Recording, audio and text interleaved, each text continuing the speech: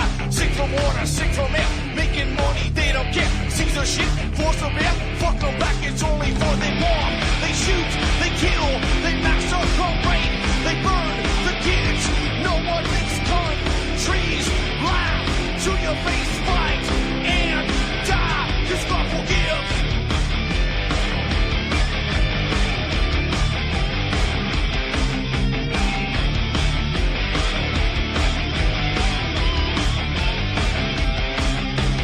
Selling lies and buying time, killing people next in line. Lower class and social side, they don't matter, genocide. Sick from water, sick from air. Making money, they don't care. See their shit, force of bear. Fuck them back, that's only fair. They bomb, they shoot, they kill, they massacre, rape.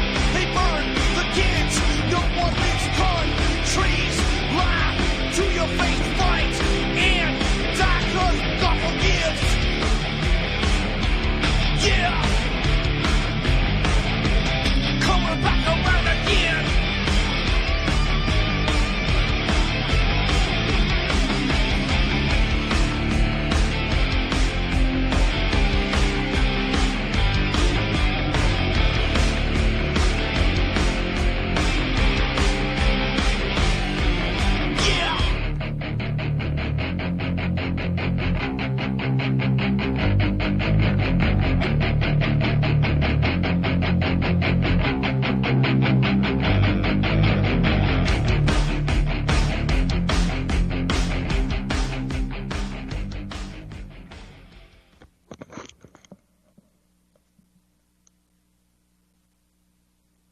Okay, well, welcome to the show. I'm your host, Ron Stevens. This is Rock the Boat right here on UCY.TV. I'm your host for the next 2 hours, and it is the very, very last day of 2017. Glad to see that thing gone, and looking forward to 2018. Now, we made some progress in 2017, not as much as I would have liked to see, but we have made progress. There were far more people awake at the end of 2017 than there was at the beginning of 2017, so that's a huge plus. And as I was, what's this going on here? What I got? An internet problem. Scanning. No, I'm okay. I thought I lost my internet connection there for a second, but I didn't. Yeah, I'm looking forward to 2018. I got that note that said 2018 in Hebrew means overthrow. And that is the term that we need to keep in our minds. It is time to overthrow this tyrannical so-called government, which isn't, which has abused the living hellary out of every man, woman, and child on this land that we call Canada. And it's time to turn it around. And I have every confidence that that's exactly what we're going to do. So let's make 2018 the actual beginning of the move to get back and claim everything that we built, and claim back our society, claim back our culture, and make things right for the children, the grandchildren, and those not yet born. So, I don't know, I've heard, I haven't looked it up yet, but I mean, I saw some notes that possibly some of these New Year's celebrations will be cut short or canceled because of the cold weather. And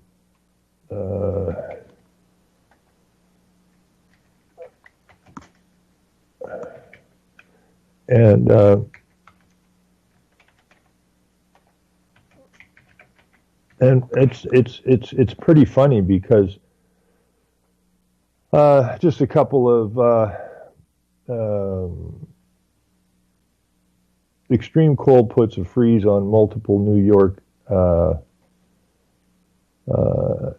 events, or New Year's Eve events throughout Canada. Cold freezes New Year's plans for music on Parliament Hill. Ottawa scales back Parliament Hill New Year's Eve party due to extreme cold. Well, how can that possibly be a reason for scaling back New Year's Eve celebrations in the Great White North? Now, I've worked in temperatures of minus 50, and I could have easily celebrated in those temperatures. We are Canadians, and we know how to dress for the weather. Sometimes we don't know how to dress for the weather, but sometimes the Canadian spirit comes out. I have on occasion seen people, especially when we're getting close to spring, and it's still cold and it's still damp, and running around. I'm still wearing a parka, and I see people who are just getting a little antsy for spring, who are out jogging in a t-shirt and a pair of shorts. That's Canadian. So this idea that the cold is a problem. What's the real story? What's the real story? Why are we having these cancellations and scaled back New Year's parties? I mean, it is January the 1st, or will be, and and we're in Canada, and we know how to dress, so why all this freaking out about the weather? It's not that extreme cold. So what, has it got something to do with the cold, or does it got something to do with something else? If it's that cold where these events are, we have huge heating units, which you wouldn't use in Canada anyways, because we're not that wussy, or we didn't used to be that wussy.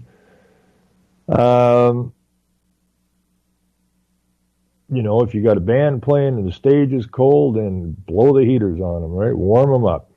I had a band come out to my cottage.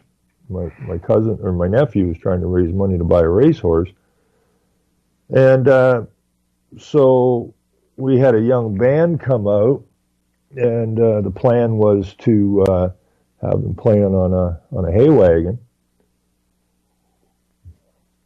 but it got real ugly out, and we had a hailstorm, and the wind was high, and it was freaking cold, and what did we do? Did we shut it down? Hell no. The young guys in the band, we actually ended up moving them off the hay rack because it was up on a hill, and that was windy and damn cold. So we had a 1-ton truck, like a lumber delivery truck that we bought with 4-foot racks on it. So we backed the truck in under a carport, which was just open but had a roof on it, keep the hail off the boys, and fired up a 45-gallon drum of put a fire in it near the back of the truck. And them young guys, they played till 1 o'clock in the morning. Their fingers were getting tad cool, but they sucked it up and played on. So this nonsense that you have to curtail the celebration of New Year's because it's cold. Cold in Canada in the winter. That's odd. Never heard of that before. I suppose it should be balmy and sunny and warm because, well, we got global warming, so where's this extreme cold coming from?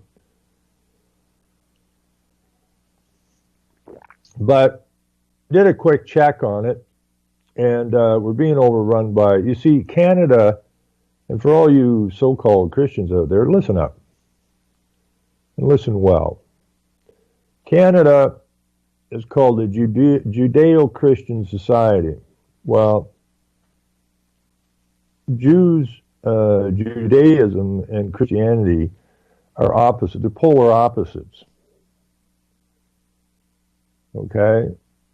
And the Jews say anybody that isn't a Jew is an animal, to be treated as an animal. That's why the Canadian people have never really got past being drawers of water and hewers of wood. We're just a labor. To benefit the name that comes first. It's not Christian Judeo, it's Judeo-Christian. What comes before stands above, and you stand below. So the Jews and and the Muslims, they both run on a lunar calendar, and they're both Semitic, and neither one eats pork, and they both sexually abuse their children. So Judaism and Islam are pretty much the same game. And neither the Jews or the Muslims celebrate Christmas or New Year's. Well, not our New Year's. They celebrate New Year's, I think, or something.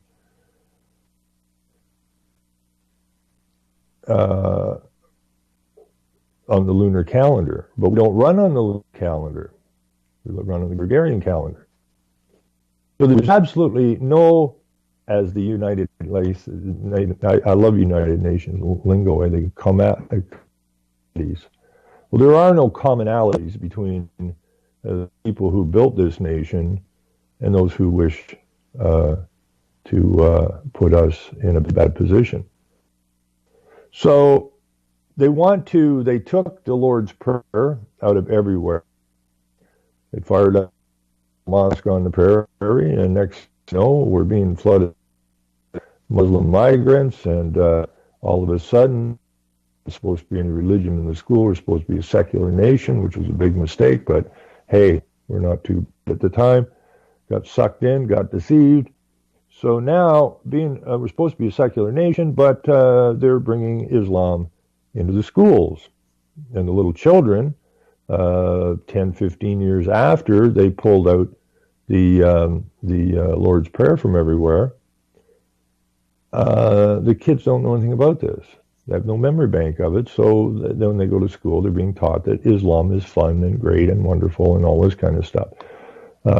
So this idea of shutting down or heavily curtailing the New Year's Eve celebrations due to cold weather is another deception. It's another effort to remove what was part of our culture, just remove it. That is what the story is about your cold weather. I mean, we're Canadians. We're supposed to be tough. We used to be tough, but, we've been messed with so badly, and people become so weak. I was up to get a coffee today, and this propaganda works so easily on Canadians. I was talking to a construction worker there today, outside. We were outside having a smoke, and it was a little bit snappy, but it was fine. It was actually quite nice. I would rather have it colder than, because I live on Lake Huron, and people find it less comfortable when it gets up around -3 to even +2 because of the dampness. It just gets inside you, and it's a miserable cold. The colder it gets, the drier it gets, and the less effect that cold has on you. So, but even when I was outside having a smoke today and a coffee with these people, and I'm hearing construction workers and that, like, talking like little kids, right?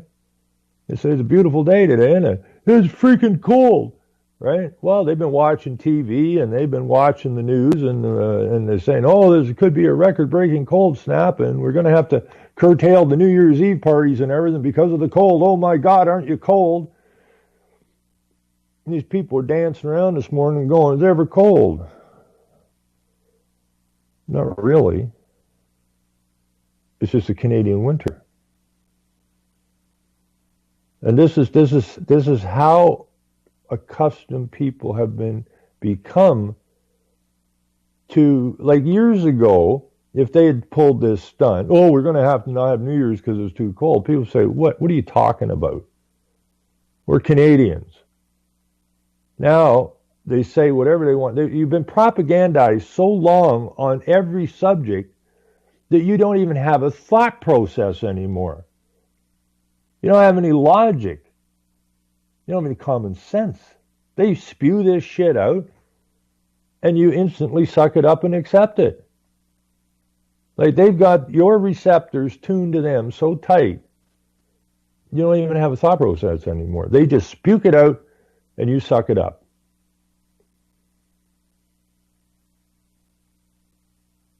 And we got to stop doing that somehow. So, go out, celebrate New Year's Eve, okay? Because I don't know what they're going to pull next New Year's Eve, but the idea is that your society, your culture is being eradicated right in front of your freaking eyes. This is the same thing they did to the native people. The exact same thing. There is no difference. But people don't look at history. People don't look at anything. They just turn on the TV or the radio and go, oh, we're supposed to do this, or we're supposed to do that, or we're supposed to have respect, and we can't say that, and we better not say that, and we better bow down to this. How the hell do you live your lives like that? Now, a lot of people have been trying to get fluoride out of the water because it states, one, that it's a poison, and two, it tends to make people more docile, easier to handle, less aggressive. And, there's been a big fight on everywhere to get the fluoride out of the water. And I read some time back, a few years back, that Japan was considering putting lithium in the water, which will make you even more passive than fluoride. So a lot of the places here have been, Calgary got the fluoride out, although they're trying to put it back. And I think London, Ontario finally got the fluoride out. So how are we going to keep these people malleable so they don't stand up? So one way to do it is through propaganda, through the media, through the schools, through the churches, through politics, especially to the young kids, because, again, they don't have a memory bank. So you propagandize them. First few years they're alive, they're sitting in front of a television set for the most part, sucking this stuff up. Their empty little brains just sucking that up. And then when they get to school, they're being told the same thing they were sucking up on the TV set, so it's all normal to them. But we don't really want any of them to wake up. We want complete and total state control over their minds and their bodies. So, the fluoride's being pulled out of the water because a lot of people are complaining about it. A lot of people are telling people to avoid fluoride. You see people buying water bottles in the stores, and they'll look to see if there's fluoride in it. And if there is, they'll just put it aside and find something that doesn't have fluoride in it. So they're wising up to that stuff. So then they come out because they care, right? The government cares about you. That you have to understand. The government cares about you. And so, this has been on the go for a while now, but I guess this is going to start January 1st in Ontario. Ontario's new Pharmacare plan, a tough pill to swallow, says critics. Free medications are on the way for 4 million young people in Ontario beginning on January the 1st. The province's plan to offer free prescription medications to young people kicks in January the 1st. But some critics are already questioning whether the plan goes far enough.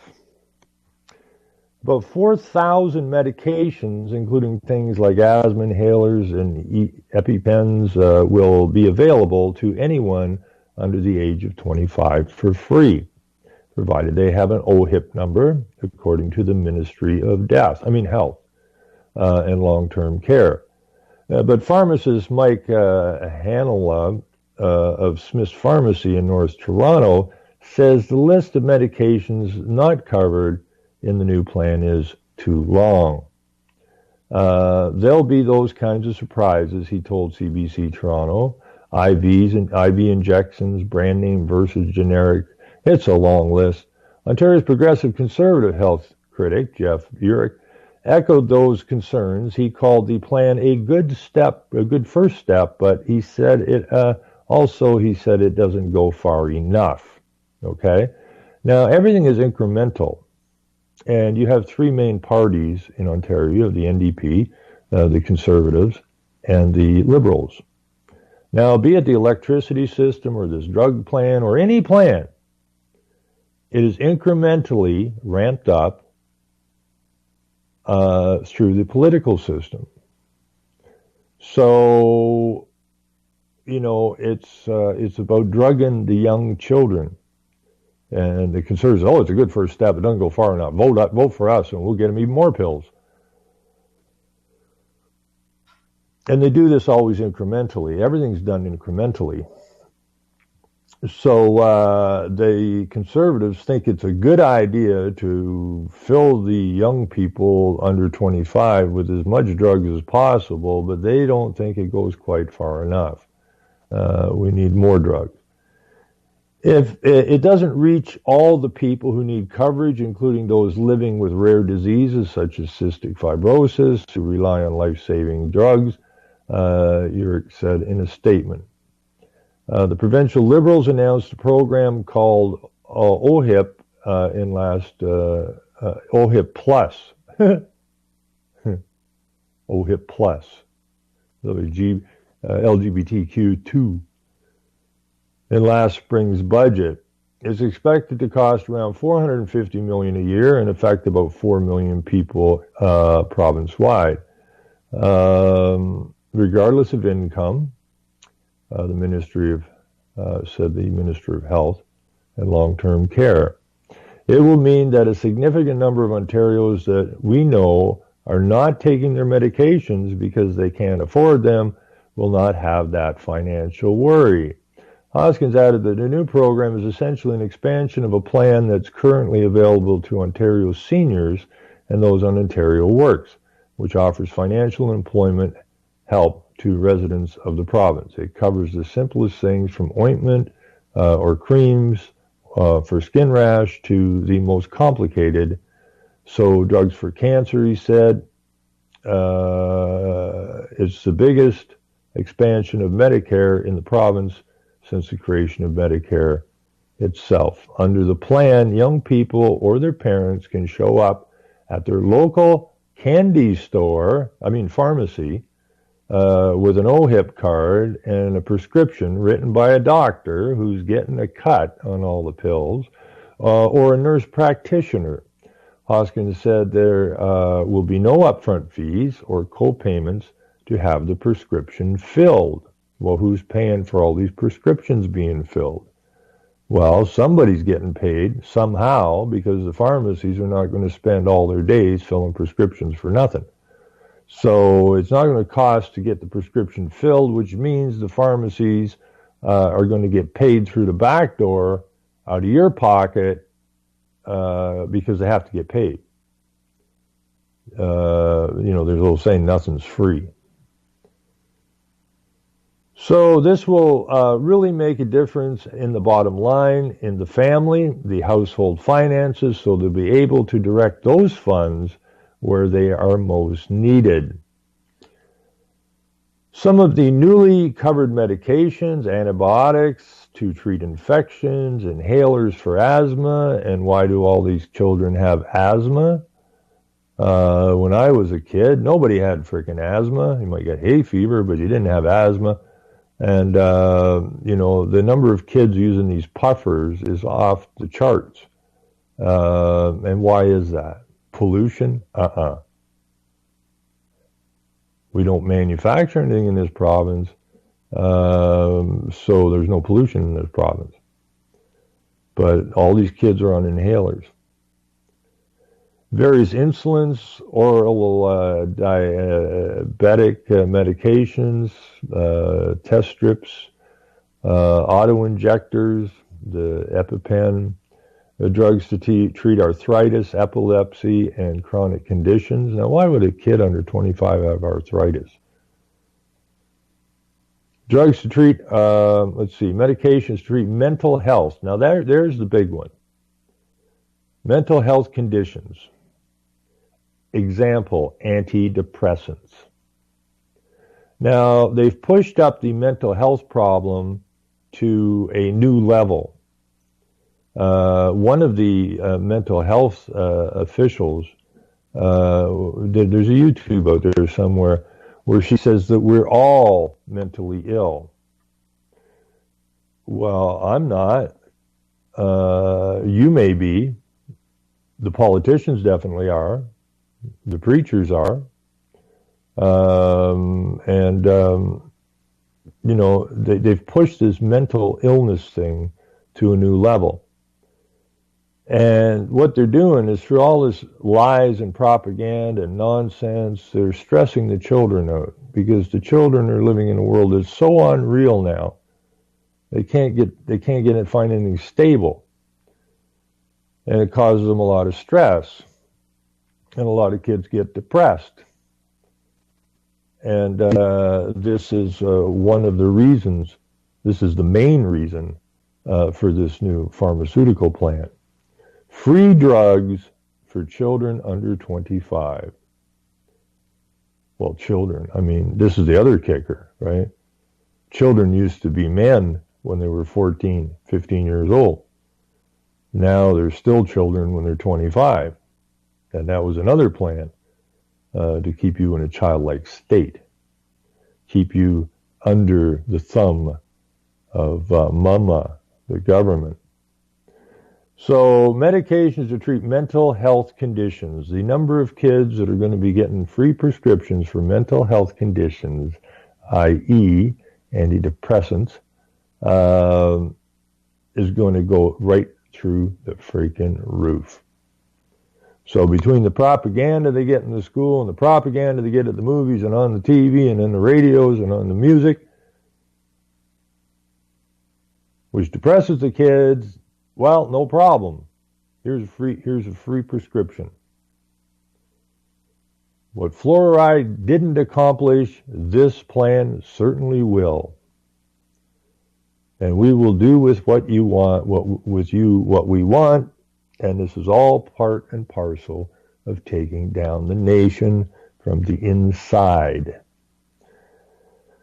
So, attention deficit disorder drugs. Well, any kid that goes to school has apparently attention disorder, hyperactivity disorder, which a lot of kids have from the GMO foods they're eating and all the additives that are in the food. If you walk into your local grocery store and take a hard, close look at your grocery store, because as Henry Kissinger has said, control the food, control the people. Well, they control all of your food. And you go in your local grocery store and you try to find me a food that isn't adulterated in one way or another. All of the packaged foods are full of poison. All of your vegetables in that are either GMO or GMO and sprayed to death with poisons. Your milk ain't real, which means your butter ain't real. You know, they got us living in this psychotic, fictional world where nothing is what it's supposed to be. But this is all part of their idea of evolution. Okay? These people are playing God. Evolution is phony as a $3 bill. But they sold you on this, and now the scientists and the doctors and the politicians and the churches are all pushing all of this garbage down your throat. So they're playing God with you, with your food, your water, with your air, and they're evolving it. They're transforming it into something else. Well, everything they're doing is designed to shorten your lifespan, keep you chronically ill. And we got to throw this away from us. And also drugs to treat some childhood cancers and other rare conditions. Now, again, when I was up to the time I was about, let's see, the first time I really saw them spraying fields, I was around 12. So that's some time ago. It's like a long time ago. And those sprays messed up our water in the creeks we used to drink from. We couldn't drink from the creeks when we were kids out in the bush anymore, or if we're near a farm field. All this foam rolling around in our what used to be crystal clear creeks, which forced us to trade drinking water from the tap when we went hiking in that. We couldn't drink out of the streams anymore. So they've been putting this poison on our land for a very, very long period of time. Now, when I was about that age, the word cancer was whispered because so very few people had cancer. You know, and having said that, I would recommend you go watch Rick Simpson's video, Run from the Cure, because he worked at a hospital and he noticed the exponential growth in cancer. There were no cancers, and then all of a sudden, bang. And then they would tell you in the media, well, you know, it's our Western lifestyle, right? You know, you get all this good stuff. Well, there's got to be some bad attached to it as well. But this is all the poison they're throwing in your food and your water and everything else. And we got to become responsible. If Kisner says control the food, control the people, then the people need to say, screw off, we're taking back control of the food. As long as these criminals control your food, you're going to have all of these afflictions that they want to give people free drugs for. So they caused the problem. They caused the cancers. They caused the ADH. They caused the mental health problems. They caused all of these things. So they caused the problem, and then you wanted the ones that caused the problem to get medicated to solve the problem. That's called stupid. That's called irresponsible. And we have to become responsible, which means we've got to get control of our foods. When I was a kid, the idea of somebody taking a pill was also hush-hush. Because the idea where I came from was that if you were required to take a pill that a doctor gave you, that you become feeble somehow. You're not strong like you should be. Well, now everybody's feeble. You know, this ADH stuff and attention deficit. I've talked to different students in grade 9, 10 and that who are actually asked to leave the school. Now, these kids are going to want to get medicated. But they were actually asked, and they're taking correspondence courses because they were disrupting the class. And when I talk to these students, I say, well, wait a minute, were you actually disrupting the class, or were you asking questions they didn't want to answer? They said asking questions. So you don't have an attention disorder. You have a brain that actually still functions properly. And you ask questions that require answers, of which the school doesn't want to give you because that might alert the rest of the students to the fact that they're being propagandized and lied to. And so these kids that are smart enough to have common sense and have a brain that functions are asked to leave the school system so that the other students who have been dumbed down don't wake up.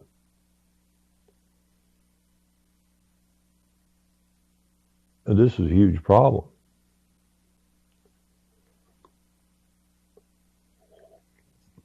You think of the number of drugs that are available to people now. Holy crap. You know, they got, I don't know. I mean, it freaks me out. Drugstores really freak me out because it's just row upon row upon row upon row upon row of drugs. And we got shelves and shelves and shelves of drugs you don't need a prescription for, and then we got a whole big cazoodle bunch of drugs that you do need a prescription for. But now we're making them readily available to anybody under 25. So let me think. You go to school, you get out of university around 25, and you've been propagandized all those years, and now they got you taking drugs all those years, and you're going to get out the other side and have a smile on your head and say, see, I got a diploma. And that diploma, my friends, just shows how absolutely stupid you are. That is not a diploma to show your intelligence. It's a diploma of showing your stupidity, because you went through all those years of school and not once did you question anything. Not once did you ever even challenge anything, but you got your certificate hanging on the wall. That is your certificate of stupidity. Because only a stupid man or woman could spend that many years in school and come out the other end with a certificate. All it does is show you don't know a damn thing and you don't have a brain that functions properly, or you would have been out of there a long, long time ago. And then the problem becomes is you get all these clowns who are basically mental cases, who have these diplomas, who end up in positions of doing important papers and whatnot that influences the so-called government to bring about new legislation and that, but they're all working together, and they're all stupid. And they're all dangerous. Then we have to replace all those people with, critical thinkers who know right from wrong, which these other people do not know right from wrong. That's all been bred out of them. They have no capacity for what's right and wrong. That's that humanism nonsense. So, if you're a parent and you're listening to this, do not jump up and down and say, oh boy, we get free drugs for our kids. You should be madder than hell that they would put your children in a position where they can be basically destroyed by your so-called government. It's really sad. So the liberals, the conservatives don't think the liberals went far enough. But the conservatives really didn't jump up and down over the early sex ed thing. They didn't jump up and down over the closing of the coal plants. They didn't jump up and down about anything they need to be jumped up and down about. They didn't jump up and down about this influx of Muslims. One story I read about the Muslims, which really kills me, and I'm just using this as generalities, but I'm sure there are some of these migrants that are coming in that aren't Muslim, but the vast majority of them are. We have people living on the streets all over the place in this country. We have people that can't, barely keep a roof over their head. People that can't feed themselves. People that, do I pay the hydro bill or do I eat? And so on and so forth. The economy is going for a dump because one of the first plan is to kill the middle class, which they pretty much, for the most part, got killed now. And then make everybody poor, and then foist upon this guaranteed income, which is supposed to make people happy. And those who can't think will once again, wrap their arms around the deceptions and the lies that the government cares because things are so tough they're going to give them guaranteed income. These are people who know nothing about finance. I mean, the frickin' province is $300 billion plus in the hole, and how the hell are you paying that off? And these successive governments that we had, if they were being responsible and they cared about you and your families, how would they allow this province to fall $300+ billion in the hole? It wouldn't happen. So we know they do not have you at your best interest at heart. They're basically just doing what they're told, and they're pushing propaganda and agendas that are designed to take your nation down from the inside, or as Trudeau said, Canada is the first post-national state, meaning that we don't control our futures. And if you don't control your own future, if you don't control your country, well, you're screwed, okay? Because at that point, they do whatever the hell they want with you. So they want to fill the kids full of drugs, so the kids are more than happy to accept a guaranteed income, which means they don't have to work, which is part of the plan for Canada. Put everybody on a guaranteed income, and then they can go and do what they want, which is supposed to be the arts and ecology. We're not supposed to manufacture anything in this country, according to the United Nations and the globalists. Our future here is the arts and ecotourism. Second largest landmass country on the planet, more resources per capita than anybody on the planet, and we're not supposed to manufacture anything for our own use. We're just supposed to sit around and play a violin and read poetry and be eco tourism guides.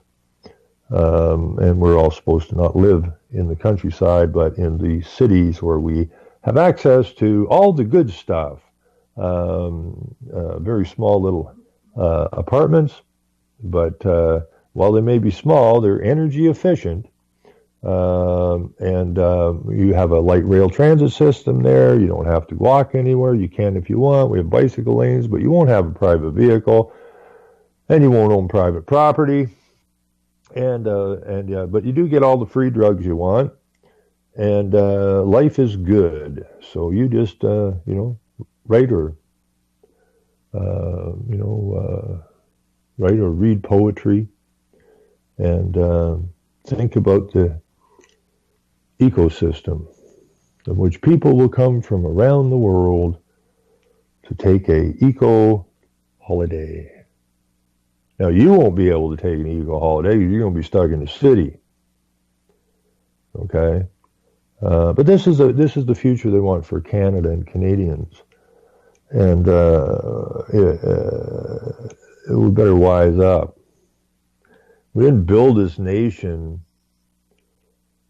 tiptoeing through the tulips or the ecology. And we didn't build this nation, the poetry people and the violin players did not build this country, nor did the politicians, nor did the preachers, nor did the teachers. Okay? It was the men and women of fortitude that built this nation, one brick, one log at a time. And now they want to take it down on us. So, as Rockefeller, not Rockefeller, but Kissinger said, that control the food, control the people. And that's absolutely correct. But we have to get back to the people controlling not just the food, but the finances, the future, the society, the culture. These are all things that have to be controlled by the people, because if they're not controlled by the people, they're going to be torn apart by people that don't have any interest in whether you have good food or bad food, whether you have a good education or bad education, whether you have a future or not, whether you have any access to your own resources. The idea is complete and total control by a small group of unelected people who are extraordinarily greedy. If that's what you want, fill your boots. But at this point, I think I would go and, if you haven't, I would, and if you have, I would reread 1984 and understand what Orwell was saying.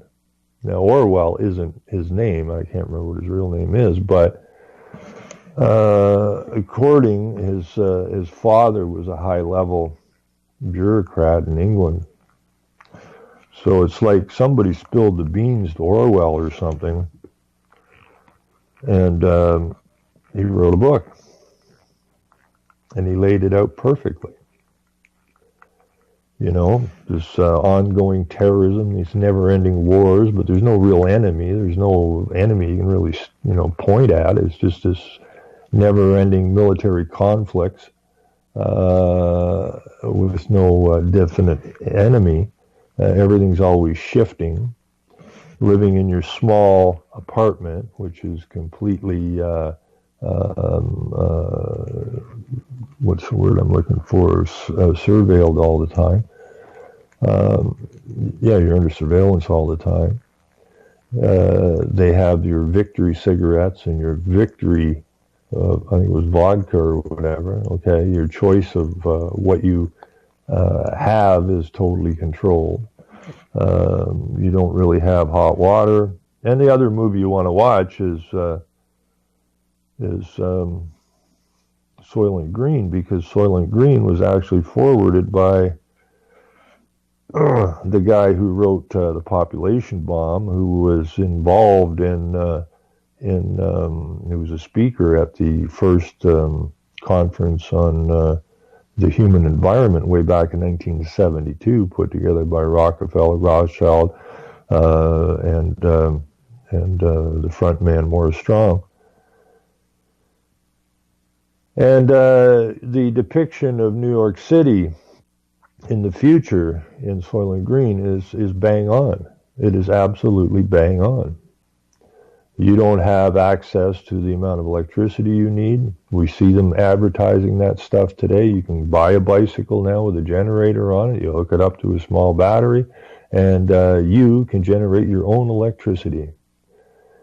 And this is in the movie Soylent Green. The high density, the lack of hot water, the restriction on your water. And there are documents out there. These aren't documents written by conspiracy theories. These are documents from Rockefeller Foundation and the UN and all that. They want to reduce the water usage by 75% in the West and electricity use by 75% in the West, which takes you exactly to the movie Soylent Green. The assisted suicide, which is a part of Soylent Green, where you don't get out of the city. Okay, you're stuck there, and one of the best pieces of that movie that I really appreciated was when Charlton Heston and his older friend were in the apartment, you know, and they're wind up the bicycle to get their little 40-watt light bulb or 20-watt light bulb to run. And Charlton Heston was a cop. He was a low-level cop, but they got him to do an investigation, which was really out of his hands because he wasn't really, they put him there because they didn't think he was capable. And what it was one of the heads of the two companies that controlled all the food, was bludgeoned to death or something. And so they sent Charlton Heston, who was just a low-level cop, to investigate, figuring that he didn't have the savvy to figure out what the hell happened there. It was a takedown. And so he gets into this place he'd never been to in his life. You know, a mansion and electricity and air conditioning. He never even seen air conditioning in the 76 to 76. Now understand, the guy, Paul Ehrlich wrote the foreword in the book, which became the movie, Soylent Green. And that book was called one of two, Make Room, or Leave Room. I think it was called Make Room. Okay, who is buddies with Morris Strong. Okay? I mean, we've got the reality and the fiction all tied together here. The plan and the fiction. The plan and the propaganda. And it goes to the memory bank, okay? Edward G. Robinson was the older gentleman who finally went to have himself suicided. He's getting old, but this is almost the same as I've been saying before. It's the memory bank, okay? Now, Charlton Heston was a young cop, and Edward G. was an old guy, Now, the old guy remembered when they had houses. The old guy remembered when they had electricity. The old man remembered when they had real food. But Charlton Heston didn't have any of these memories. So when he gets in doing this investigation and he sees air conditioning, he's freaked out because New York's hot in the summer. Hot water in the shower. Never heard of that before. And meat.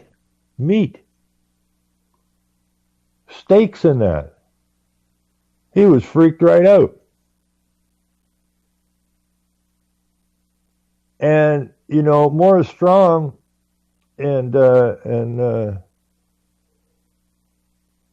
I had his name, I lost it again, that did the forward in the book. What's not sustainable, according to the 1976 Conference on Human Settlements, with Morris Strong and Rockefeller and all the rest of these people. Same people all the time. This little group of people dragging you along. What's not sustainable? The very things that were in the movie Soylent Green. Private property, not sustainable. Private vehicles, not sustainable. Air conditioning, not sustainable. Agriculture, not sustainable. Meat, they're going to make that unsustainable because apparently it takes, to make one hamburger, it takes 80 gazillion gallons of water, according to their data. And if you trust their data, well, put idiot on your forehead, please, okay? Because this is all about the truth. And if you believe in their data, you just called yourself an idiot. Okay, we've got some computer models here. I bet you do. I can make a computer model. I can make it say whatever the hell I want to make it say. But put wrong data in to get what I want, that's what I'll do. And there ain't nothing more obvious than man-made global warming. Or wait a minute, it's climate change now, whatever it is. Data in, data out. Manipulated data in. We manipulate the data in whatever fashion it is required to get the response or the solution that we want. And that's what they do. So anyways, Charlton Heston gets you know, the lady of the house or girlfriend or whatever. He has a hot shower. He's freaked out by that. He's got air conditioning. He's freaked out by that. And so they're sitting back in the apartment with the little light bulb hanging, little wee shitbox apartment where him and Edward G live. And you know, he's got apples, fresh fruit, and a steak or whatever it is. And you know. Old Edward G says, man, I haven't had a meal like this in ages. And Heston looks at him and he goes, I've never had a meal like this, ever. Okay, and this is what they do incrementally. Okay? So Edward G dies off the memory bank, and Charlton Heston didn't have the memory bank of Robinson, because he was born, you know, they were maybe half age. And he didn't know anything about, you know, having a house or being out in the countryside. I mean, when Edward G. Robinson was on his deathbed, and it's a beautiful place. They have those things in Switzerland now. I mean, it's right out of the friggin' movie, people. You know, they have these wonderful reclining beds and that, and they have a surround sound and surround screen. And Heston finally finds out that this Soylent Green they're eating is actually the protein from the corpses of the people who have been suicided. Now, you may or may not have read about this, but I have in their documents, that why bury people? What a waste of protein.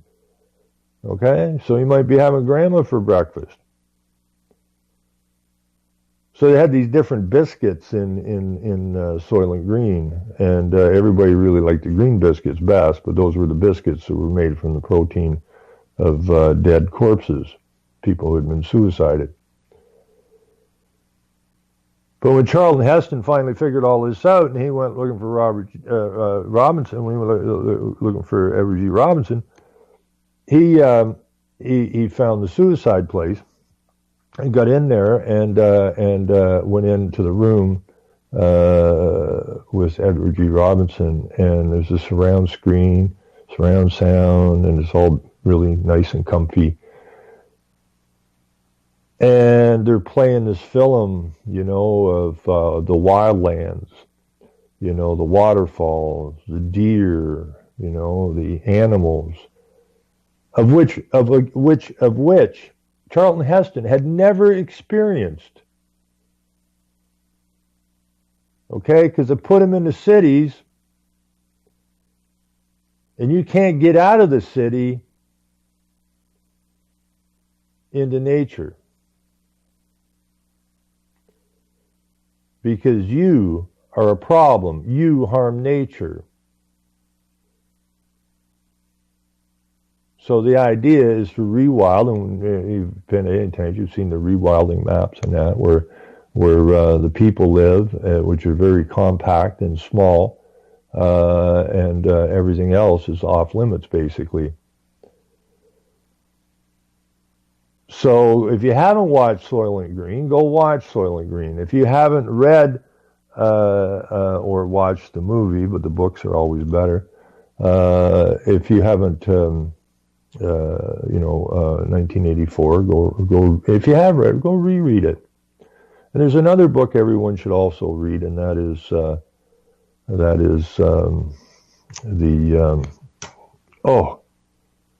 Cloak of Green. Which has Elizabeth May, Morris Strong when he was head of CETA, and Morris Strong was the head of, or the mouthpiece for, the coordinator for the 1972 conference on human environment, and then the following two Rios.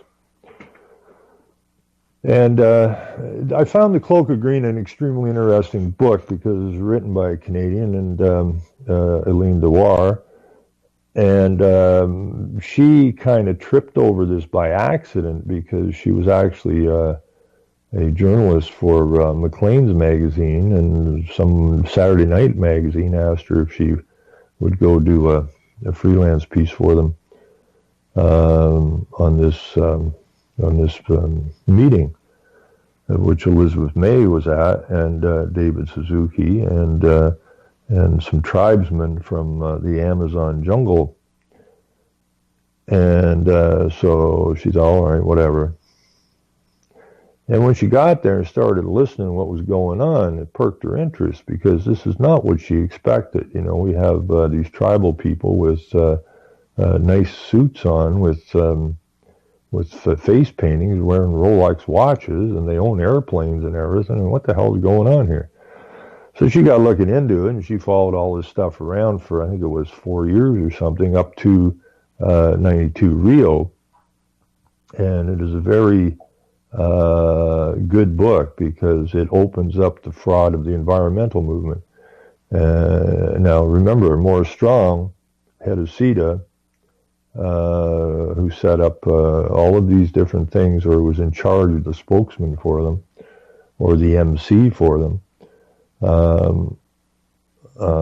was also head of UNEP, the United Nations Environmental Program. And that book spells out in no uncertain terms that the environmental movement is a complete and total fraud.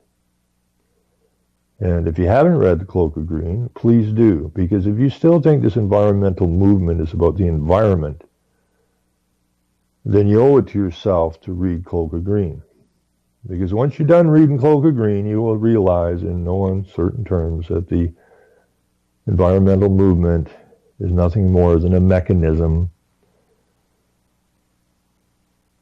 in order to create global problems that are only solvable at the global level, global to local, giving all of the power to the global, which ends in statements like what Trudeau said 6 days after he became the Prime Minister in 2015. This makes Canada the first post-national state. It's not hard to tie all this stuff together, folks. It's all there. Read a book. You know, turn off them damn television sets, you know. I don't know if any of you people listening ever remember the SCTV, Second City TV, first filmed out of Edmonton, I believe it was, which where I lived, and it was a brilliant piece. John Candy and Rick Moranis and a whole slew of them. Low budget.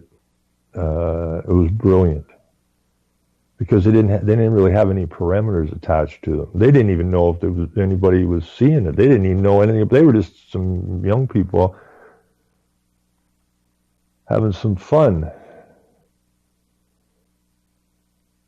But the beginning of the SCTV series, you know, is a picture of a high-rise with people pitching their television sets out the high-rise windows.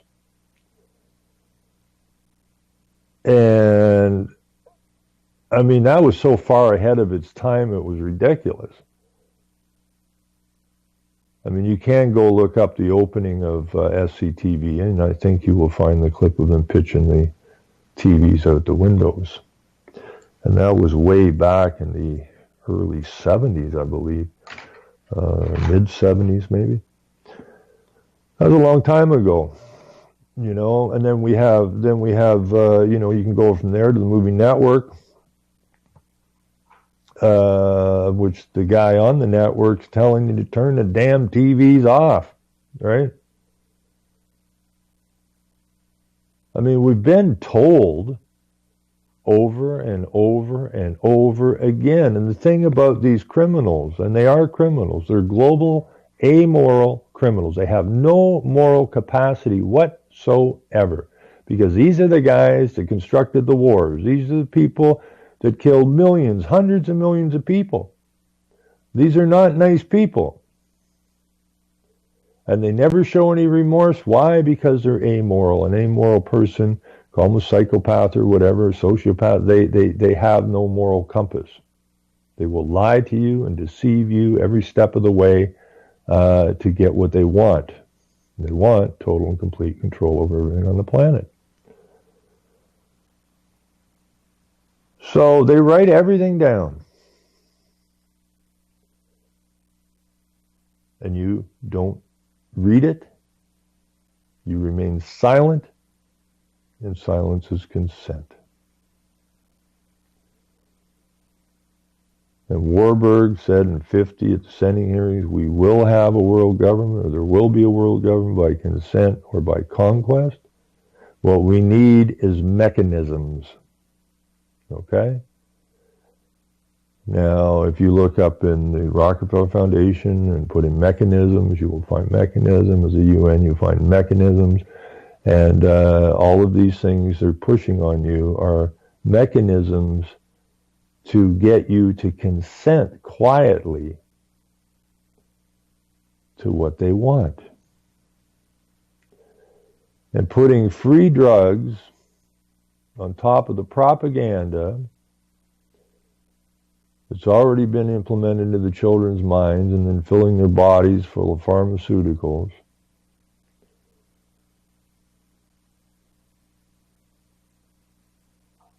The kids consent because they don't know anything. Now, we got to get to the kids. That's a given, okay? Because the same thing, you know, the same thing with that movie Soylent Green, where Charlton Heston had no memory of meat, no memory of fresh fruit, no memory of hot water, no memory of air conditioning, because it was taken away before he was born. Just like they took away the Lord's Prayer in our society, just like they turned it into a secular society, just like they're telling you that you shouldn't eat meat because it hurts the environment, just like you should use a lot less electricity.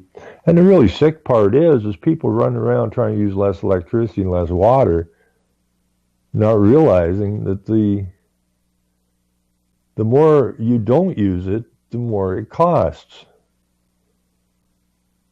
So you can't win at that game. Okay? You can have one light bulb on in your house. That's why they split your electricity bills up into different pieces. So you can basically use no electricity. But you have to transmission, distribution charge, and all those stuff. The people are complaining now. They've cut back so much on their electricity that their electricity bill, their electricity, the amount of electricity they use is the lowest part of their bill now. So it's set up so you can't win at that. So we have to change it. We have to put it back the way it was.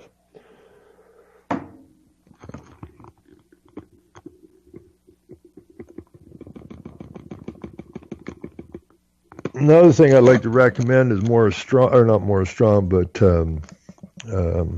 I missed that guy, George Washington Hunt, who came across the truth in 1987, or some of the truth. And he laid it out really good. He outed the environmental movement, and he did have an environmental company, but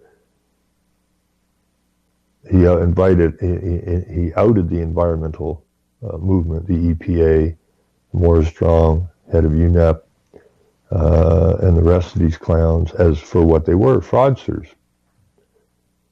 Okay, they're capitalists disguising themselves as environmentalists because they want all the power and all the control. Morris Strong said. Morris Strong, I believe in capitalism for me and my friends, and socialism for everybody else. And his buddy Rockefeller states something has to take the place of government. Business seems to be the obvious thing to do, obvious entity to do it. In other words, you're multinational, will have control over all of the resources in your nation. All you got to do is look at the water that Nestle's hauling out of your countries. Your water bill is going higher and higher every month because, we have to conserve water.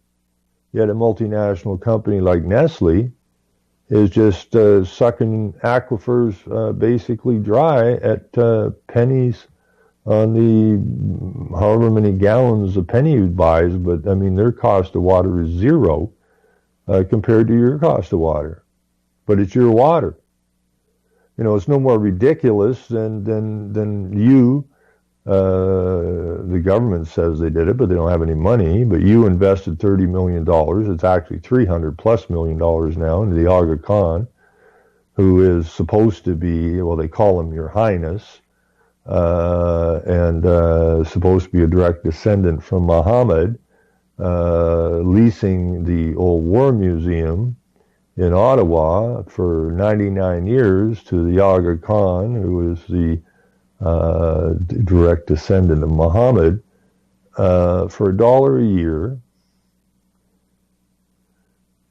and then they get to rent out space. So let's see, we're not an Islamic country, yet the highness of the direct descendant of Muhammad, the Aga Khan, manages to get his paws on one of our important buildings in Ottawa for $1 a year for 99 years, and we give him $30 million. So actually, it's over $300 million now, and then he gets to lease out commercial space in that building at commercial rates. Now, he's not leasing the building for 99 years at commercial rates. He's leasing it for $1 a year. Now, that building's so big, you could probably put all the homeless people in Ottawa and Toronto in it. But you ain't getting it, and the government, is not going to spend $30 million keeping you warm or keeping you housed. We're going to give it to the Aga Khan because he's got the title Your Highness, and well, he's the direct descendant of Muhammad, so he's obviously important. So we'll give him $300 million of your money, of which you're going to pay back at interest. We give him the building for 99 years on $1 lease, and he gets to lease out space in it at commercial value. And the first lease that they had was with the Canadian Mint. So the Canadian Mint is leasing space at commercial rates from Your Highness the Aga Khan, a direct descendant of Muhammad. Say what?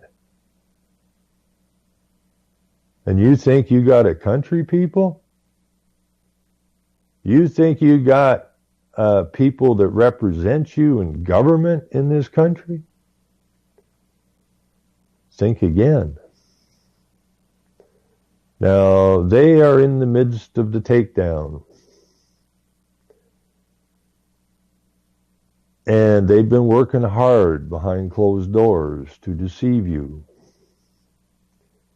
and to take everything from you, everything that your forefathers built, everything you built, everything that was ever put together in this country that made it great is being dismantled. The history is being rewritten right in front of your faces. And we have to step up to the plate.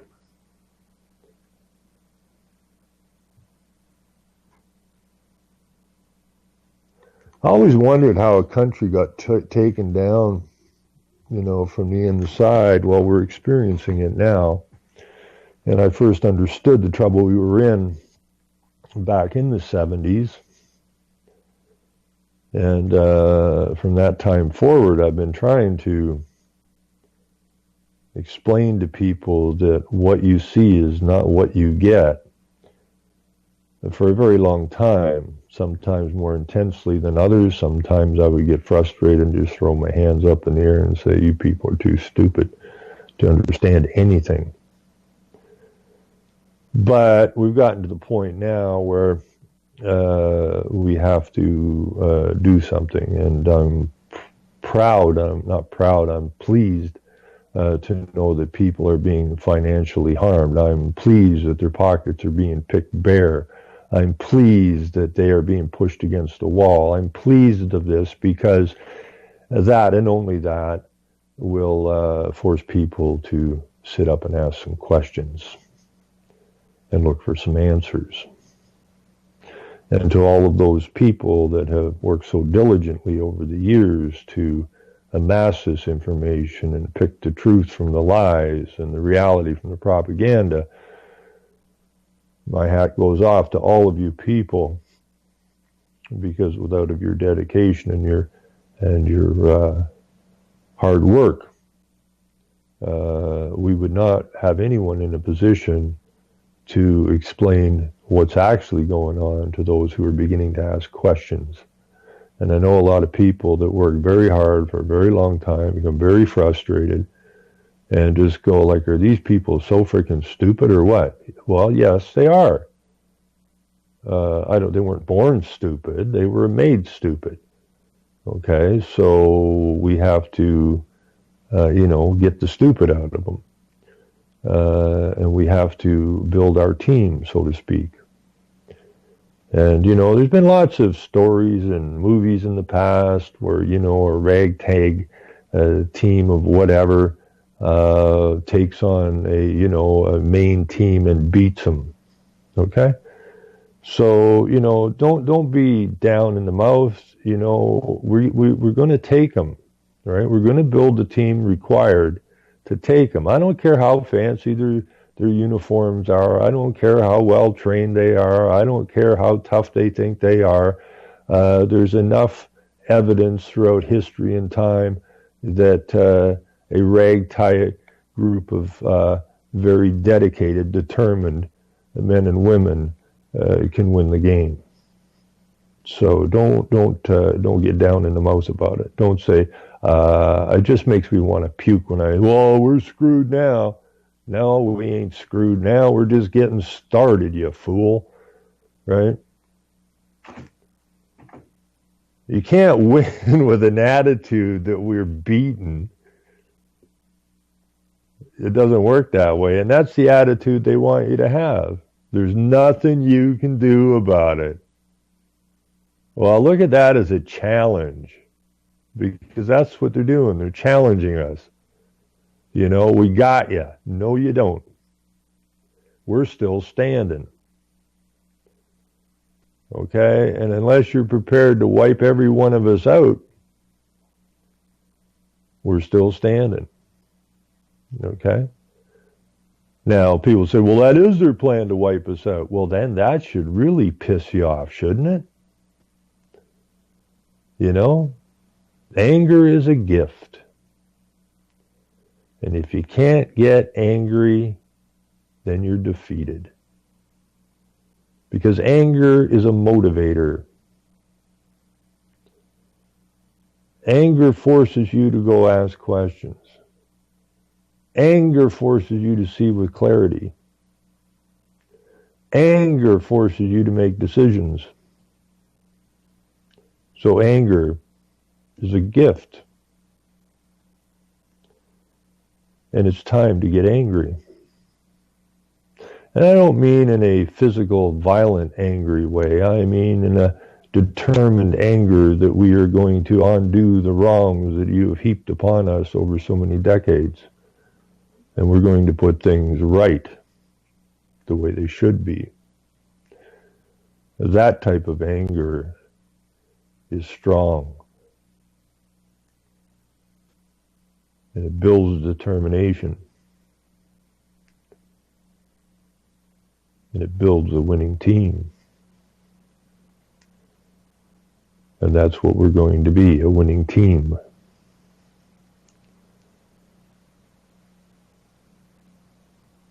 It's only going to take one winning team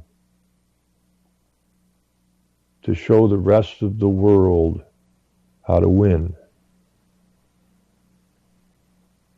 You know, all of this nonsense I hear from Europe, you know, oh, France is lost, Germany's lost, England's lost, Sweden's done. All negative. Well, they're all done. I guess we're done too. Nothing we can do about it. Wrong, wrong, wrong. Absolutely wrong.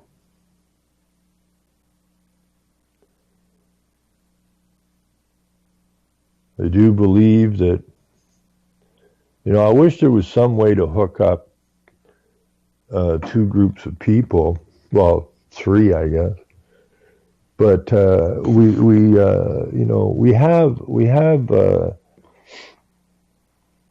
could hook up the American people and the Canadian people. And I'm not talking about hooking up any politicians. I'm talking about the people. And we could reunite with our Native brothers and sisters who went through this nonsense that they're trying to drag us through now. If we could hook up with our Native brothers and sisters, they have a lot to teach us, and build a team out of those three entities, the Native brothers and sisters from North America, and the Canadian people and the American people.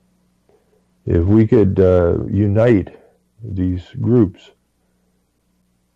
nobody on the planet, in fact, I believe that they would run away. They're already running scared because they know people are waking up. And that's why they're pushing so hard right now. They're running out of time. The Rockefeller said their window wouldn't be open for too long. Window of opportunity would not be open for too long. So they know that their chances of winning and getting what they want, which is total control over everything on the planet, is relatively slim. I mean, it's such a haywire, such a crazy game plan. They're reaching for the stars.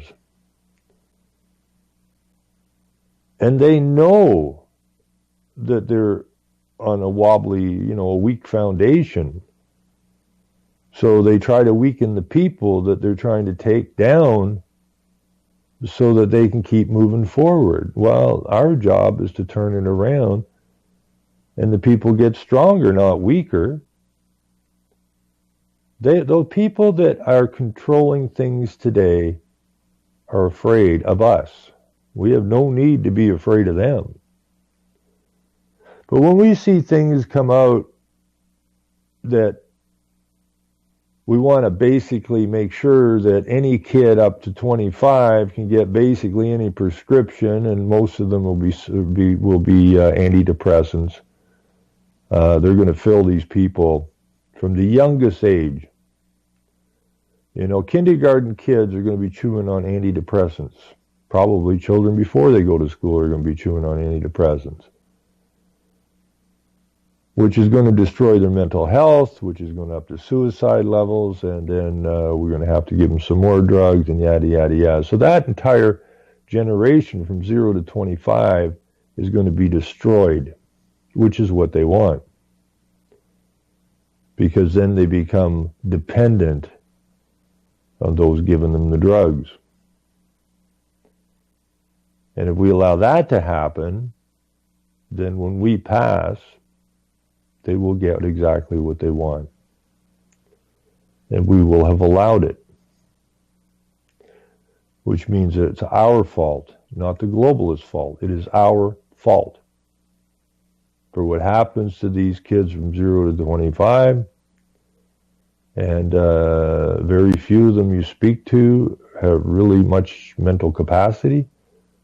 The odd one you run into is normally a dropout that is bright, or was asked to leave the school system and take correspondence because he or she can think.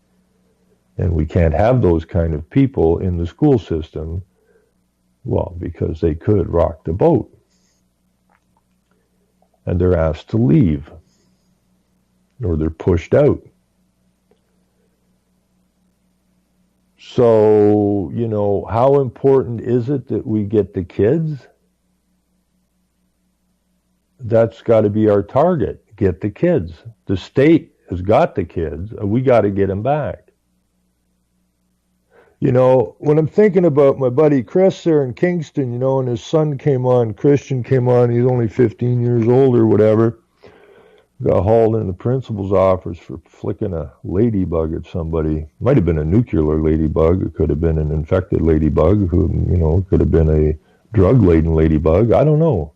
But for some reason, it caused all kinds of problems for everybody, this nasty ladybug flicking incident. But Christian's only 15 years old.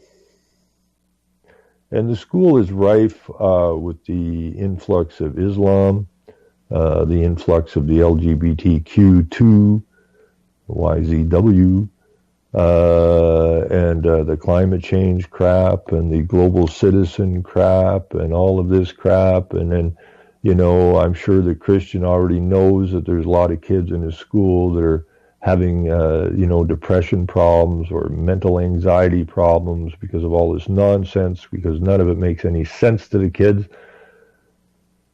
And Christian's only 25, and this is free drugs till you're, or Christian's only 15, and you have free drugs now being waved in front of your nose and being propagandized to the students by the teachers and the doctors, and the parents are watching Oprah Winfrey or something, and it'll probably have a show. Isn't it marvelous what they're doing in Ontario? Everybody ought to be doing that everywhere. This is groundbreaking, free drugs for children 0 to 25. And then eventually the kids will come home from school and be bitching and complaining about something, and the teacher will say, I think your son or daughter is suffering from a mental anxiety or illness or depression. Oh, I saw something that on a TV program, and I'm so concerned about my child. What'll I do? Well, you just go to your doctor, and he'll give you girl or boy a prescription, help them with their problems. Now, you see, when I look at Christians, who's only 15 years old, and he's a pretty sharp kid from what I understand talking to him. But you take a kid who's only 15 years old, and you keep shoving this shit down their throats. A bunch of these kids are going to crack, and they're going to end up on these drugs. And they will get hooked on these drugs, which is the plan. And then those kids are lost. That generation is lost. You can't afford to lose a generation. You know, I mean, I saw the dumbing down when I went to school, and that's why I got the hell out of there. When I realized that everything is written down, why am I spending a year with each one of these stupid textbooks, which you can't really trust anyways? And listening to these Charlie Brown teachers.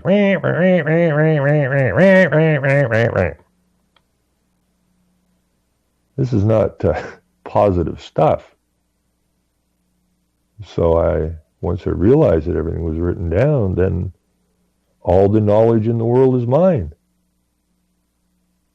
I don't need to go to school. In fact, that's the worst possible place you can park your butt is in a school. The worst. There is no worse place to put a child in a school. Because then they are putting in your child's head what they want in your child's head, and you have no capacity to stop it at that time. I hear something beeping. What is that? What is that beeping sound? I hear a beeping. What is that? Is somebody beeping at me?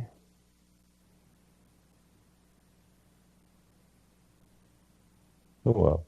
Ron? Oh, were you beeping at me? I was beeping at you. Oh, I thought it was the government. Well, they're next. I just wish I was 25, 24, and I could have all the drugs I want. Isn't that beautiful? Yeah. I mean, I could they start live out with making Alice it in nice and Wonderland. kind. You know, it's for diabetes and Well, no, it basically cerebral was. palsy. Oh, and then antidepressants. Yeah, that's the whole ticket. They don't give a shit. Yeah, you got to read down to get there to understand. Yeah, and My I mean, I son- read about this stuff a year or two ago, and knew it was coming, but I guess it starts January the 1st. Yeah, I mean, there are going to be kids. I was saying this earlier. Kids going to be sitting in front of the TV sets before they ever get to kindergarten. They're going to end up on antidepressants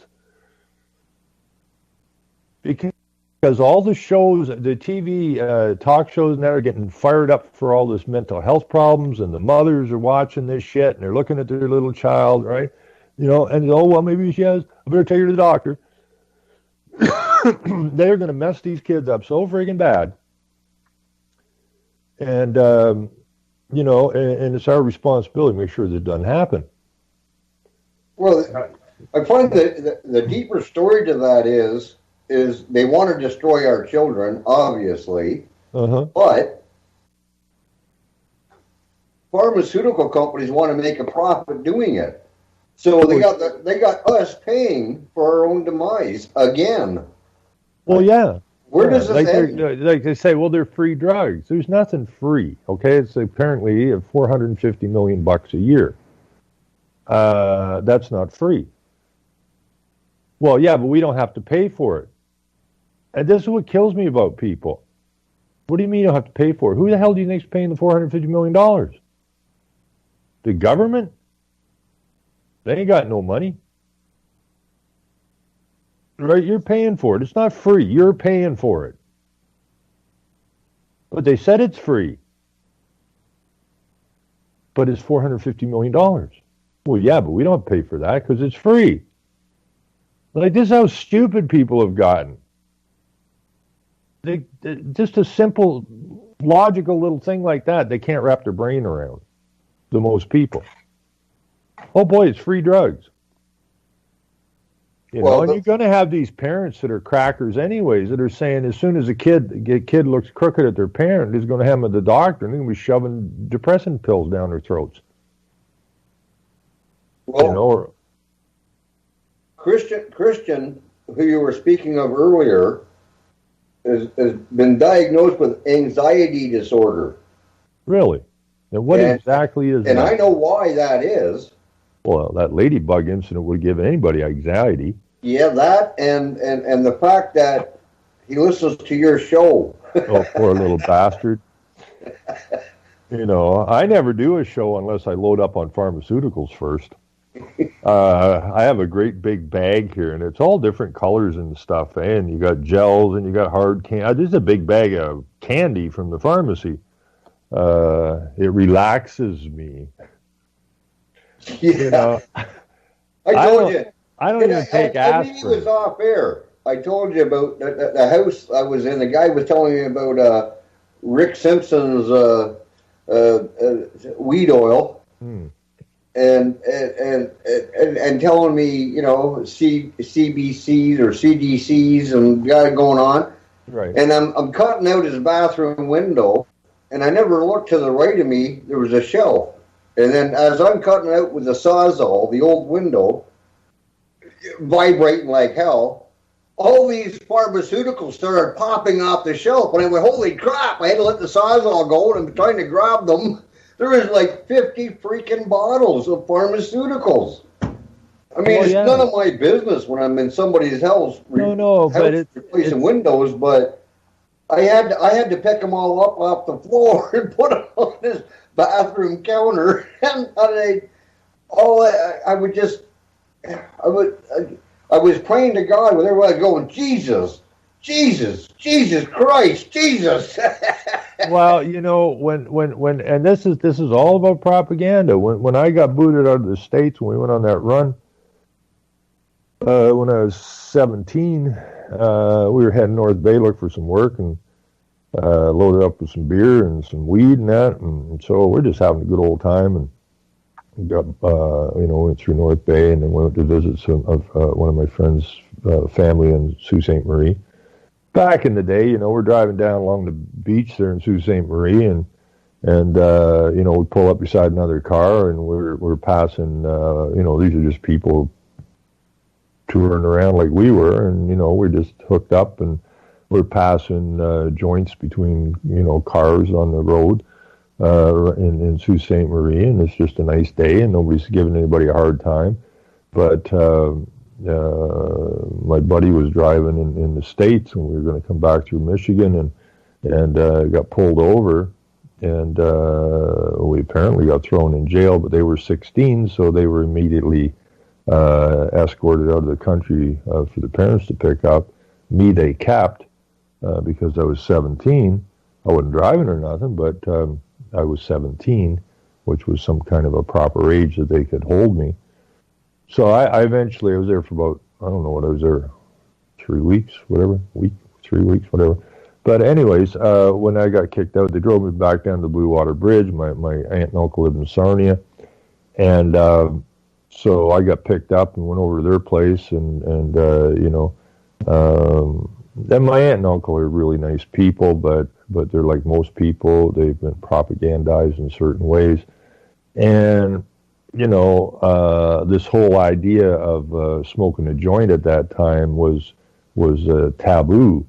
You know, they talk shows were telling parents to go and check your children's car ashtrays and see if they had these things called, I don't even remember what they were called now. What's the butt on a joint called? Whatever. So you got parents looking through ashtrays and that. So everybody knew I smoked weed. And so, you know, I've been in jail for a while, and on the long road back, and all I did was I wanted to go have a shower. And my aunt's telling me, oh, Ronnie, you shouldn't be doing drugs and all this kind of stuff, right? You know, and And so I go up and have a shower, and just like your story with the window, except mine's a lot dragged out too long. When I got out of the shower, I was looking for some toothpaste or something, and I opened the cabinet door, and it's just like a pharmacy in there, just full of drugs.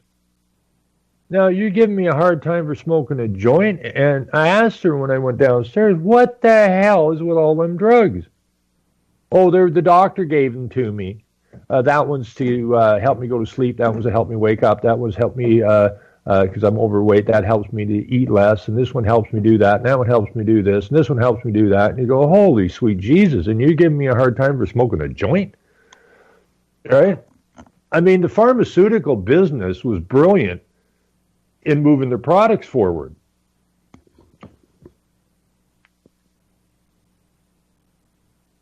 And we're paying the price for it.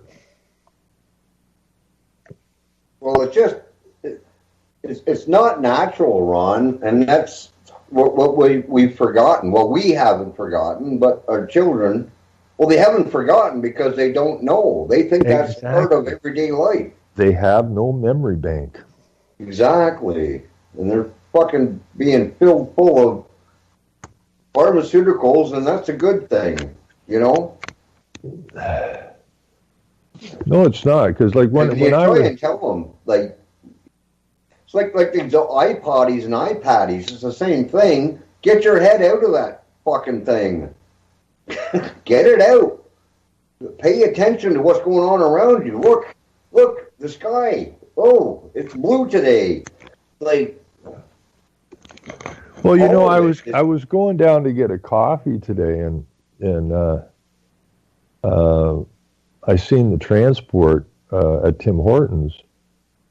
You know, you take us along for the drive or something. We appreciate it. And I thought, well, how come Tim Hortons coffee aren't people being pulled over for distracted driving? Because you got to take your coffee out of your cup holder, and that means you got to go find it and take your eyes off the road. Then you got to bring it up to your face and drink it, and that takes your eyes off the road. And then you got to put it back over here, and that takes your eyes off the road. So, you know, this is just a heads up for the government. If you're looking for a new revenue stream, because I don't like Tim Hortons, because they're involved in Earth Hour and all the rest of this shit, and they're pushing the globalist agenda, why not... you know, you want to give fines out for texting, for distracted driving. How be everybody you see with the Tim Hortons coffee, picking one up and putting it to their lips, pull them over. It's a whole new revenue stream, right? Jesus, that'd be like 50% of the drivers here in my town. Yeah, I know. But that's what I'm saying. I mean, it's they pick and choose this shit. Well, you see in Alberta, right? What? Supreme Court just struck down the impaired driving law. Well, they did. Oh, that's wicked. Okay. Isn't that special? Yeah, they're going to decriminalize DUIs. But the really sick part of it is Mothers Against Drunk Driving are all for it, right? Well, I don't know who's running Mothers for Drunk Drivers now, or drunk driving now, but this is all tangled up together once again. But the idea that the cop is now the judge is exactly what they've done. So now I pull you over. I determine that you're over the limit or too close to the limit, or I don't like how you look. I have the ability to instantly on the road take your license for 3 months, have your car towed away, and give you a fine, and there ain't jack shit you can do about it.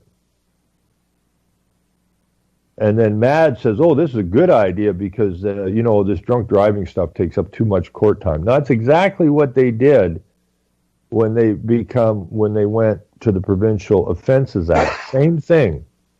The reason that they went to provincial offenses was because it was taking up too much court time, all these tickets and stuff. So you think you're going to court, but you're not going to court because the POA, even though it says a POA court, is not a court because these people that are giving legal decisions are not lawyers. Okay, they have no training in the legal system, but the government, under this guise of saving time and money, legislated that people who have no legal learning whatsoever somehow have the capacity to find you guilty of a Provincial Offences Act. And this is exactly what they're doing with the DUI. Well, it's kind of like a JP when you're trying to get out on bail. Ask him where he got his legal training. Yeah, they don't. You know, and then when I was talking to the Chief Justice's office, I said, like, you know, who or what? That was the Law Society of Upper Canada. Like, who appoints these JPs for the POA courts? Well, the Chief Justice, and the Chief Justice is a lawyer. Yeah, but the Chief Justice somehow doesn't know that it's illegal to practice law according to the Law Society, of which she got her license from. It's illegal to practice law without a license, yet the people she's appointing to practice so-called law are not lawyers. Well, yeah, they did that through legislature. Right. So it's illegal to practice law without a license except for the people that the Chief Justice appoints who are not schooled in the legal system. Like that total fraud, total and complete fraud, and it's the same thing with the DUI. What it's doing is it's taken your rights away from you. You can't defend yourself, right? If you arbitrarily take someone's license for 3 months and issue them a fine on the side of the road and then steal their car, there's no evidence whatsoever at that point that you are guilty of anything. Well, yeah, but it saves court time and costs and all this kind of thing. So, well, and the good news is if you don't have a record, after 3 months, you can get your license back and do it all over again. Isn't that good? Well, it's about the money. I know. I was joking. I know you were.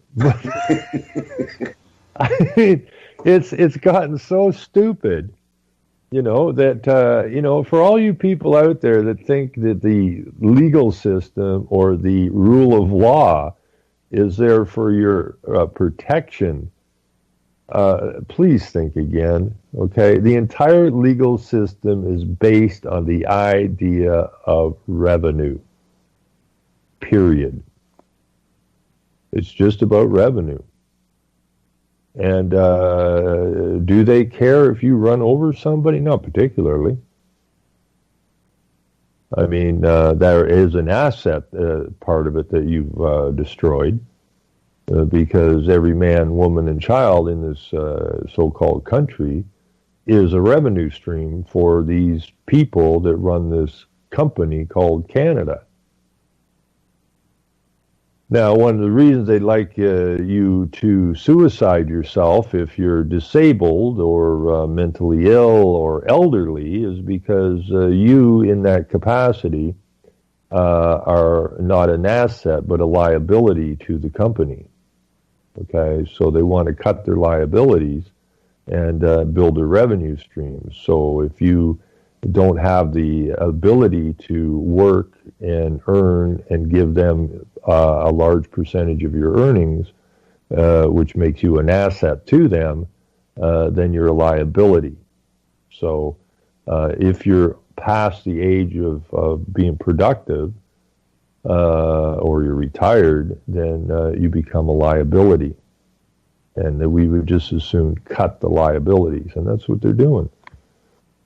You know, it's a very vicious, ugly system. And we have to change it. It's just that simple. Like, I'm really looking forward to young guys like Christian, right? I want to be 85 years old, and I want a young guy like Christian to come up and say, you know what? We got it back, right? You know, I want to live that long. But this, I remember when they came out with that nonsense of unemployment insurance way back whenever, and they still had the punch cards, the early computer cards. That scared the living hell out of me. That was the beginning of the weakening of our people and making them dependent upon the so-called government. And unemployment insurance was a lot bigger game than just helping you out if you were unemployed. I mean, the idea that you could work 8 weeks a year, 8 weeks, that's 2 months, and then get fired, get laid off, or get the hell out of there, and then you fill out this punch card every couple of weeks and send it in, and it was, you just check this, yes, yes, no, yes. I will never forget that. That was the pattern. Are you willing to work? Are you available? Yeah. And there was one no in there or whatever. But it was yes, yes, yes, no, or yes, yes, no, yes. And you send it in, and then the check would arrive. And I did that for about 3 months, I think. And I thought, this is dangerous shit. Because all these people I knew who were young, they said, oh, we'll just get a job for a couple months and then we can get free money for the next 10 months. But where's this free money coming from? So, that was a very scary time for me because I saw them, this is where the people get dependent on the government. They're not dependent on anything but the government now. I do 2 months, I get 10 months. This is a good idea. So now they're pushing this 12-month system of the guaranteed income, of which you never have to work. And that is very, very dangerous. And the people, well, the government, they know how to work it out, and they care about us, and, it doesn't work that way, folks, okay? But each time they do this stuff, they make you weaker. And that nonsense with the pharmaceuticals, from 0 to 25 is, they may as well come and threaten to drop bombs on us because they're killing your children. They're killing their futures, their capacities, their mental capacity, their physical capacity, because they become physically addicted and mentally addicted to this shit. And the doctors they're not going to be able to write out the prescription fast enough. And we got it. I don't know. I don't know. I talked to Christian before. I talked to him on the show. I don't know where this mental anxiety is. He sounded pretty damn solid to me. Well, he's, yeah, he does. He is having some issues, but I don't feel it's. But it's more frustrating. Yeah, I would say to fix them. But I would say he is just trying to figure out his life, Ron, because he's not like other children. He sees what's going wrong, but all of his friends don't. Yeah, so he's the anxiety. The anxiety is basically just frustration. It is, yes. Right. Well, that's not anxiety. It's called frustration. Yeah, but his mother thinks that he needs to be put on pharmaceuticals. And I told her, you're not doing it. You're not fucking doing it. No, you don't put children on pharmaceutical drugs. You don't put anybody on pharmaceutical drugs, man. This is bad news. No, he's 15 years old. He sounds solid. He sounds like the same I was when I was out. The frustration level would get high sometimes, right? Because you could see, but nobody else could see. It gets frustrating, right? You try to explain stuff. Oh, I don't want to listen to stuff like that. There's definitely frustration there. Now, had I been his age in school today, they would be trying to shove pharmaceuticals down my throat. There's no ifs, ands, or buts about it. I challenge the teachers. I challenge what they're teaching us, right? And that's my job. But they would take that as some sort of problem that needed, a pill or 12, and that would help me because we care about you. No, you don't care about me. You care about getting your agendas in place, and I'm a pain for you. We make money doing it. Yeah, it's talk about some of the nefarious things that went on in the war camps and that. Well, just look at your school system as a war camp. I mean, your kids are taken to this place every day, which is full of hallways and doors and bells and things and authorities and these people screen these children. They're always looking at them all day, trying to figure out which ones are marks for the LGBTQ or transgendered, and which ones are marks for this, and which ones are marks for anxiety or mental illness or depression or ADH or whatever they call that thing. And so the teachers are really out there scanning the students. It is not a safe place for your child. It is most definitely not a safe place for your child. No child should be going to that system, because when you break it right down, it's not really a whole lot different than the correctional system. The only difference here is that you get to go home at night, but only if you promise. Because if you don't return in the morning, well, we'll have to deal with that, won't we? Right? So it is really a prison system. It's a prison of the mind, and no parent should be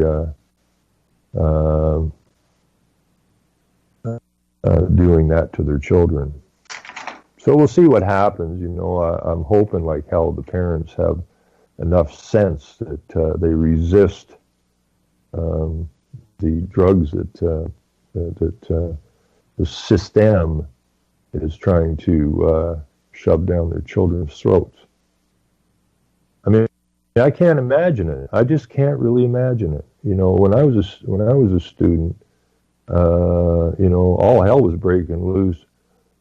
You smoke marijuana? Yeah, I do the odd hit of acid, sometimes some mescaline. That was the topic at the time. Yeah. I don't even remember in high school, pharmaceuticals was like. Well, it had nothing to do with anything. Very minor. Like it was. Yeah, it wasn't on the radar at all. Now they were going after, older people, but the older people wouldn't take the drugs, so they actually went after. A lot of the pharmaceuticals really hit into the middle class. There was a lot of drugs being humped at the middle class women because of their anxieties, right? There was an awful pile of pills being shoved in particular middle class women, and then it moved out from there. But originally they had to move down because the older people, like my grandparents and that, they had no interest in taking pills, right? So they fire up all these shows for the middle class people, the doctor shows, right? And the middle class shows, and they use that as the propaganda to shove the pills to that particular group, and then it just it works its way down from there, right? And now we're down to free drugs from 0 to 25. So they've encapsulated us. And we got to break the spell. And it is a spell, right? Because they suggest that you take these pills. And suggestion, if you look it up, means hypnotism. You're hypnotized through suggestion. And that's a spell. They put a spell on you. And we got to break the spell. And once we break the spell, then the mind is free. And then the mind can think. And the mind can see. And then we put this garbage all behind us. And get on with our lives as real men, women who give a damn about each other. And so it's going to be great. It's going to be a wonderful year. I haven't looked forward to anything quite as much lately as, it's only going to be January 1 tomorrow, and the election isn't till June. And I've just got a whole bunch of fun scheduled between now and June. I'm going to get to, or as my lawyer said, I said, yeah, so I rattled a few cages. And my lawyer said to me when they were trying to steal our house last time, he said, Ron, there is not a cage you haven't rattled. And, well, we'll see what we can rattle between now and the June elections. And that's the whole point. They're all afraid of us, folks. You know, they are afraid of us. All we have to do is stand up and say it how it is. And they are afraid because they're con men. Okay? And once you expose them as what they are, well, they're open. And they're afraid that's going to happen. And it is happening. So you don't have to be rude about it. You know, you don't have to be screaming and yelling and be rude about it. You just say it as it is, right? Keep planting them seeds, man. Keep on planting the seeds. Let's get a humongous crop growing in 2018, and make those who are already nervous more nervous, so they start vacating their jobs, the jobs that are there to hold us down and enslave us and steal from us. Yeah, it's coming the right way.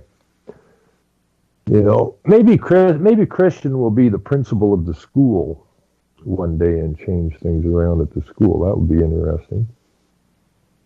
What do you think? Funny, one of Christian's friends, I may have mentioned this on air or we've talked about it privately, but one of Christian's friends, who's a rather big boy, and he's not like, he hasn't been well educated other than he just knows what he knows and things aren't right. He is an open racist. And he admits it. He says, yeah, I'm racist. I mean, he whips basketballs in the faces of people that he does not like, which are not his skin color. I guess you would call that a racist. But not necessarily. That's just one man's way of expressing himself. His anger. Yeah, I mean, he's not happy with what he sees, and that's his method of expression. I wouldn't call that a racist. He obviously gets there's something wrong here, and he's just expressing himself the way he feels fit, which is much better than not expressing yourself at all and walking around in fear. You know what I'm saying? Well, that segues into that article I read, I don't know, we got about hours ago. We got about 30 seconds, so let her rip. Well, I can't now. All right. Well, listen, why don't we use that? Well, it's 58. We're going to hear music any second. So from me to you, Chris, and your family, Happy New Year. It's going to be a great year. And to everybody listening, everybody in the chat, and to Jules in particular, who runs this network and busts her butt to keep it on air, I thank her so very much. And most happy of New Year's to you and your family. And we will be back Tuesday night. So remember, people, don't go out tonight because you're in Canada and it's cold, and we can't take the cold here in Canistan. But just remember, the real reason that they're talking about shutting down or curtailing your New Year's celebrations is because the Jews and the Muslims, who are both Semitic, do not celebrate. They run on a lunar calendar. We run on the Gregorian calendar. We have absolutely nothing in common with each other. So it's not about cold air. It's about one more shot at removing our culture from us. So everybody, we're out of time. Have a wonderful Happy New Year. Thanks a lot, Chris. Selling lies and buying time, killing people next in line. Lower classes, social slime, they don't matter. Genocide, sick from water, sick from air. Making money, they don't care. Caesar shit, force of air, fuck them back.